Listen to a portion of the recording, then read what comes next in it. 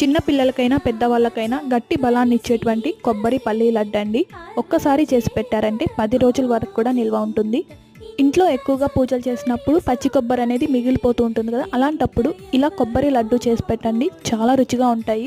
ముందుగా స్టవ్ మీద కడాయి పెట్టుకొని 3/4 కప్పు వరకు నువ్వులు వేసుకొని 2 నిమిషాలు లో ఫ్లేమ్లో ఫ్రై అయిపోయిన తర్వాత 1 కప్పు వరకు ఫ్రై చేసుకున్న పల్లీలు కూడా వేసుకొని 4 to 5 మినిట్స్ మీడియం ఫ్లేమ్లో ఫ్రై చేసుకొని చల్లారిన తర్వాత మిక్సీ జార్లో వేసుకొని కోర్స్గా గ్రైండ్ చేసుకొని పక్కన పెట్టుకోవాలి. ఇప్పుడు అదే కడాయిలో 5 కప్పుల వరకు పచ్చి కొబ్బరి తురుమును కూడా వేసుకొని ఒక 12 నిమిషాలు మీడియం ఫ్లేమ్లో బాగా ఫ్రై చేసుకోవాలి. కొబ్బరి బాగా ఫ్రై అయిపోయిన తర్వాత 2 కప్పుల బెల్లం, 1 కప్పు వాటర్ని వేసుకొని బెల్లం బాగా కరిగించుకొని ఆ కరిగించుకున్న వాటర్ని కొబ్బరిలో వేసేసుకొని బాగా మిక్స్ చేసేసి గ్రైండ్ చేసుకున్న పల్లీలు నువ్వుల పొడి కూడా వేసేసి బాగా మిక్స్ చేసేసి 4 to 5 మినిట్స్ లో ఫ్లేమ్లో ఉంచేసి తర్వాత స్టవ్ ఆఫ్ చేసేసి ఒక 5 నిమిషాలు చల్లారిన తర్వాత చేతులకి నెయ్యి అప్లై చేసుకొని మీకు నచ్చిన సైజులో లడ్డు చేసుకుంటే కొబ్బరి పల్లి లడ్డు రెడీ.